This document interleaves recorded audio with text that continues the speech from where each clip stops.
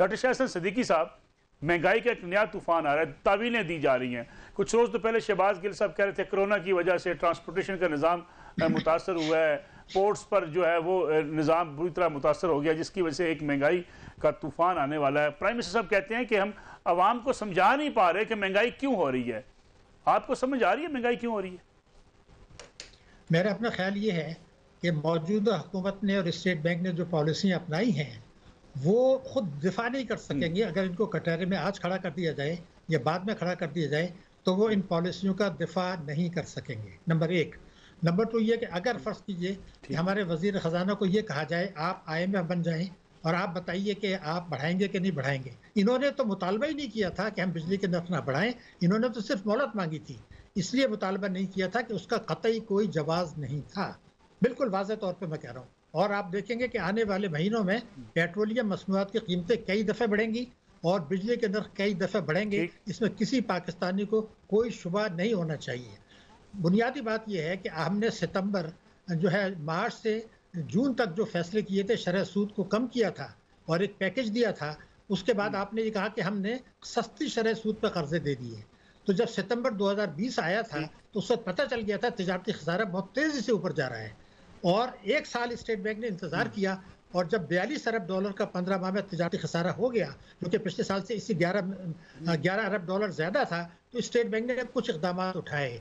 मैं ये पूछना चाहता हूँ कि हमें स्टेट बैंक ये बता दे कि सितंबर 2020 में जब ये वाज़ेह हो गया था कि तिजारती खसारा बढ़ रहा है, लोग सस्ते कर्जे लेके गैर ज़रूरी इम्पोर्ट्स कर रहे हैं, गाड़ियाँ इम्पोर्ट की जा रही हैं और अननेसेसरी इम्पोर्ट्स की जा रही हैं, तो एक साल किस खुशी में इंतज़ार किया? नंबर एक, मईशत को तबाह होने का इंतज़ार कर रहे थे क्या? दूसरा ये था कि जब आपको मई से रुपए की कदर गिरनी शुरू हुई थी तो आपने अक्टूबर में इक़दाम उठाए हैं कि रुपए की कदर को सहारा दिया जाए। सवाल ये पैदा होता है जो 18 रुपए फी डॉलर गिर गए तो इस दौरान में स्टेट बैंक खामोश क्यों रहा, उसको भी जवाब देना पड़ेगा। बहुत आम सवाल है।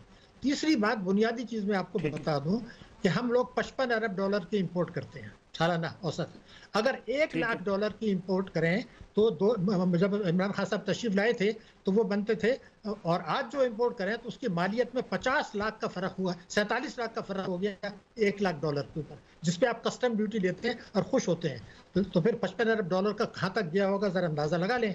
दूसरी बात ये थी कि 610 अरब रुपया इन्होंने पेट्रोलियम लेवी में रखा था, यानी 50 अरब रुपए साल लेना था, अभी तक लिए हैं उन्होंने 3-3.5 अरब रुपया महीना। तो ये जो 135 अरब का झटका लग रहा है, क्योंकि बजट खसारे आप इस कर नहीं सकते, क्योंकि रुपए की कदर इतनी गिर गई कि अब ये इन्होंने GST भी कम किया है और इन्होंने पेट्रोलियम लेवी भी नहीं लिया। इसका मतलब ये कि बजट खसारा बहुत तेजी से बढ़ेगा।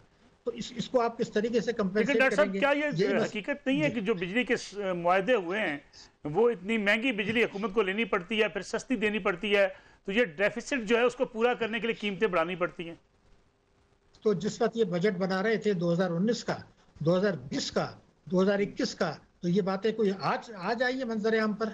आपने IPPs के साथ नेगोशिएट करना था और वो तैयार थे नेगोशिएट करने के लिए। हम तो ये कह रहे थे कि जिस तरह मुआहदे हुए हैं इन सब का नाम ECL पर डालें और उनसे बात करें कि भाई ये क्या तमाशा किया आपने। लेकिन उनको नवाजने के लिए ये हुकूमत भी पीछे हट गई, वरना बजट में ये क्यों नहीं रखा था? मैं एक सवाल पूछना चाहता हूँ। हमारा मसला सिर्फ ये है कि जितनी भी पॉलिसियां हैं ये बैसाखी की मईशत है, ये अशराफिया की मईशत है। अब आप देखिए सर्कुलर डेट की पोजीशन आप देख लें, PMLN के दौर में 5 साल में 1127 अरब रुपए का सर्कुलर डेट हुआ था, 11,127 अरब का जी।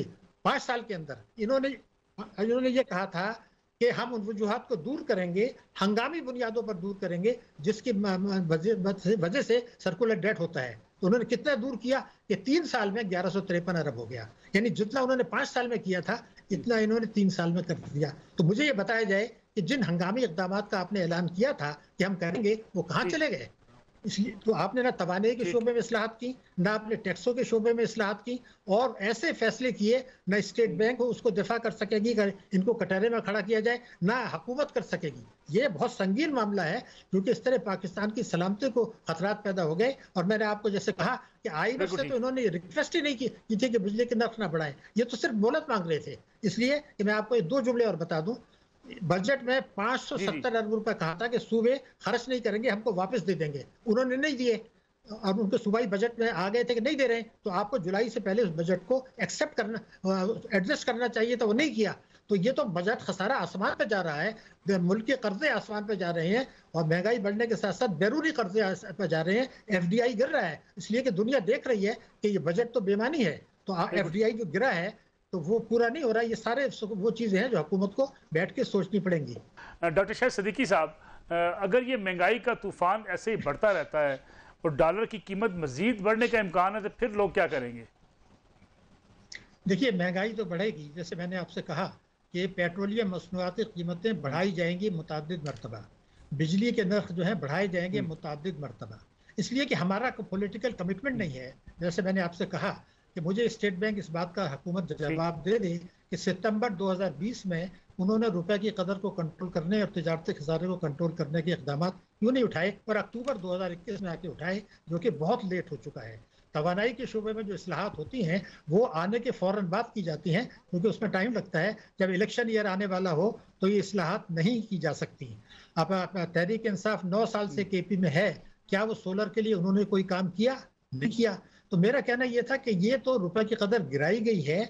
जब आप $55 की इंपोर्ट करेंगे और उसमें आपको रुपए की कदर जो है $1 लाख पर 47 लाख का फर्क पड़ जाएगा उसकी मालियत में, उससे हुकूमत की कस्टम ड्यूटी बढ़ जाएगी।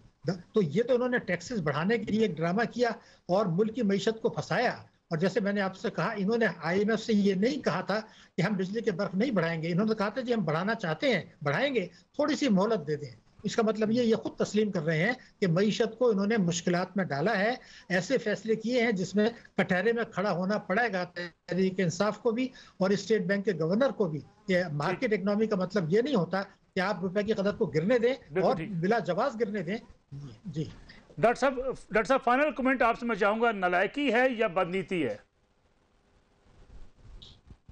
देखिए, इसमें इंटेलेक्चुअल करप्शन भी है, नालायकी भी है, गैर मुल्की आकाओं को भी खुश करना है, मुल्क में जो ऑयल माफिया है उनको भी खुश करना है। इंटेलेक्चुअल एंड फाइनेंशियल करप्शन दोनों है। नाअहली का अंसर जो है कोई 25% है और 75% जो है करप्शन, इंटेलेक्चुअल और फाइनेंशियल करप्शन है। दानिस्ता फैसले लेट करना 1-1 साल तक, ये किसी जो है अच्छी मुल्कत में नहीं होता। लेकिन हुकूमत इतनी बेवकूफ़ नहीं है, गवर्नर स्टेट बैंक बहुत जूनियर आदमी है, मगर इतने बेवकूफ़ नहीं है कि सितंबर 2020 के बजाय अक्टूबर में करें। तो ये IMF का एजेंडा नहीं था, ये न्यू ग्रेड गेम के तहत इस्तेमारी ताकतों का एजेंडा था, इन्होंने फॉलो किया है। गैर मुल्की जो अशराफिया को भी खुश किया, मुल्की अशराफिया को भी खुश किया, सिर्फ मईशत को तबाह किया, आवाम को तबाह किया, लेकिन मुल्की और बैरूनी अशराफिया से उन्होंने जो है उनकी मंजूर नज़र बन गए और इसकी कीमत जो है अब देनी पड़ेगी। अब बकिया 2 साल में महंगाई कंट्रोल नहीं होगी, शरह नमू जो है बहुत होगी 5 साल में, औसत तो ज्यादा से ज्यादा 3.2% सालाना होगी, जबकि इनको 5.5 मिली थी। अब इनके हाथ से चीजें मेरे ख्याल से निकल चुकी हैं और ये कोशिश भी करना चाहें तो अब नहीं करेंगे, इसलिए कि इलेक्शन ईयर आ रहा है। अब उन्होंने पॉपुलर डिसीजंस लेने हैं, तो अब कुछ भी नहीं होगा। अब सिर्फ यही रोना गाना रहेगा कि जी पिछली तबाही की वजह से हम नहीं कर सके और मामला खत्म हो गया। बिल्कुल ठीक है।